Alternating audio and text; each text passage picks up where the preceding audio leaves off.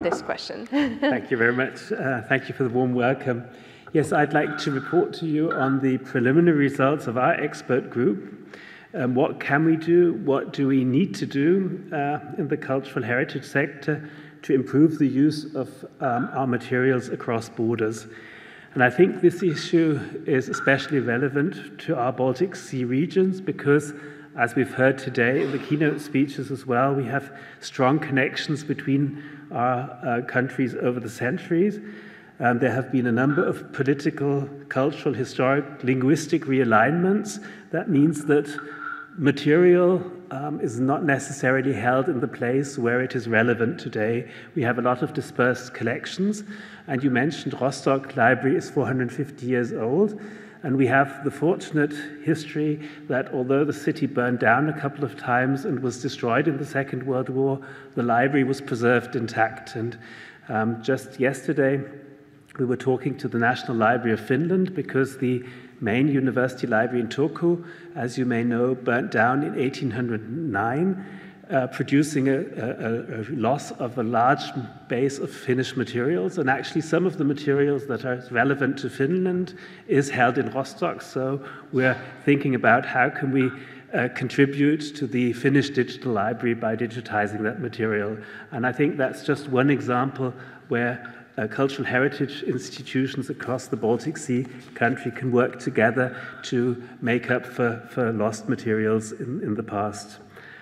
Our expert group consists of 9 members from different countries and a variety of institutions.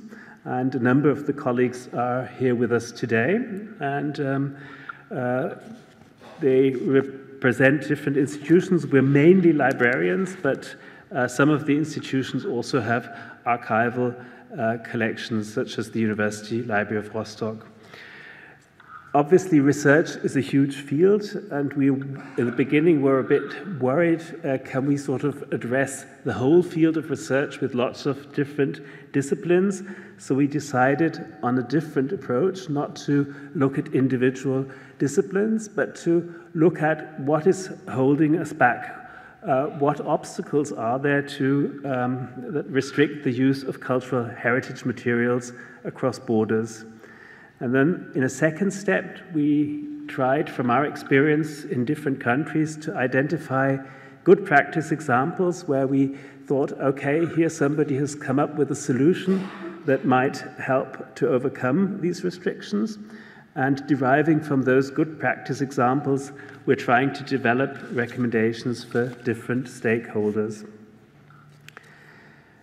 The main stakeholders we're addressing is you, obviously. We want to recommend good practices for individual cultural heritage institutions, but we also think that in this field especially, national institutions, libraries, archives, museums, but also in some countries like Germany, where culture is an issue of regional autonomy, regional institutions have a role to play to support the broad community of institutions. But we've also identified fields where we think funding agencies, research communities themselves, policymakers could help cultural heritage institutions to overcome the obstacles.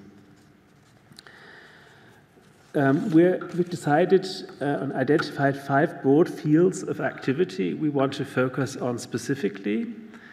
Primarily making collections more visible for researchers on the web, more findable.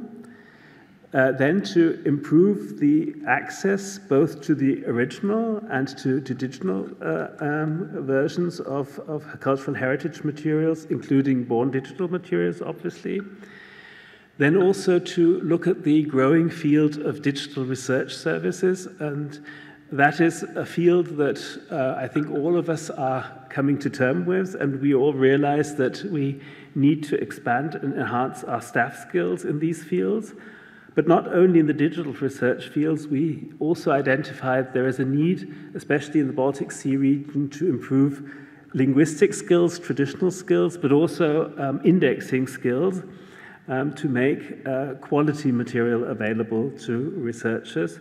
And one special field is we realize that there is a wealth of material in small institutions that not necessarily have a huge staff base, that can't have all the required skills in their own institutions. So we would like to propose creating competence centers or support networks to spread the skills that are necessary. I will just not go into detail to all of the recommendations, but just focus on a couple of important ones. The main first field is that we need to have designated access points for researchers that are able to handle research requests in international languages, in the languages that are relevant to the materials, but primarily in English, which we consider to be the language of research across most of Europe for most subjects. But also we need to ensure that digital collections are curated by staff qualified to handle research queries in the digital humanities. DH skills is a central point, but we also realize that in more traditional fields, we could do more to make our workflows more patron-driven. For instance, there is a lot of copyrighted material which we can make available in our institutions locally, but really that's a shame because in the digital world, you should be able to consult digital material wherever you are in the world. And so we need to find ways of overcoming copyright restrictions by creating digital reading rooms for researchers. We also need to do more to make our material findable with new tools. So we really thought that the FINHA project was quite exciting, providing standardized descriptions and metadata that can be harvested and analyzed with individual tools that the researchers can tailor to their own needs. And especially across the different sectors, the use of interoperable authority files is also something we think we should focus on more in the future. Focusing on the national institutions, national libraries should focus on providing databases with metadata for a wide range of materials.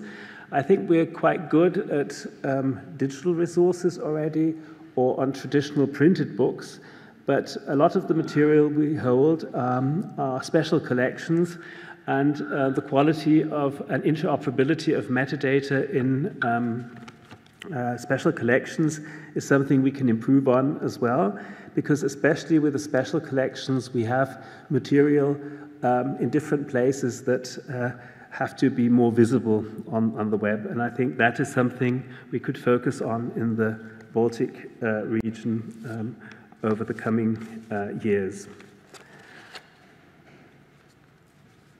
Funding agencies should focus their activities on providing access internationally. So we would strongly advise that all publicly funded projects should provide access to the results according to the FAIR principles, and especially provide open access internationally. We realize that copyright restrictions play a large role here, but we've identified a number of really promising good practice examples. There, especially the University of Library in Kiel has a portal for Northern Europe that has negotiated contracts with, or is in the process also of negotiating contracts with national libraries in Scandinavia to provide access to copyrighted material for German researchers. And I think that is an example we could look at more in detail over the coming years. And of course, copyright acquisition always needs money, so we need funding mechanisms to reimburse copyright holders to provide the access. to our material that we hold in libraries. And I think there is a need, and that is something we would hope that the Council of the Baltic Sea States could support as well, that we could find funding for pilot projects to experiment with these services. Another issue is, of course, the issue of long-term sustainability. We mentioned that long-term preservation of digital objects is important, but a lot of research-oriented services are developed by research communities, and often the idea of how can these services be preserved in the long term, the sustainability of these services is not in the focus immediately. So we would recommend that research communities work closely together with cultural heritage institutions to design services that have the potential for long-term maintenance, sustainability of these digital research environments. And last but not least, policymakers have a role as well. And we have a new copyright directive coming at us from the European Union. And I'm glad that Christina is here, because we need to lobby that research interests will be respected in the new copyright directive as well.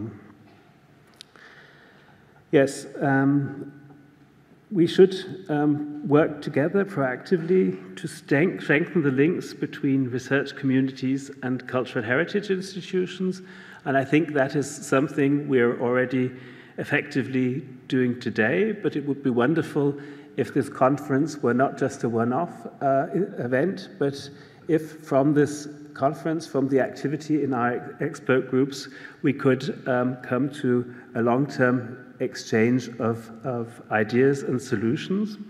And yes, we would very much also be interested if you're working together with researchers or have brilliant ideas, how we could improve the use of our collections for research, that you would join us tomorrow in the panel from 10:30 to 12. We thought we'd have a World Cafe-style workshop here, but you can also get in touch with us by email with your suggestion. Thank you very much for your attention.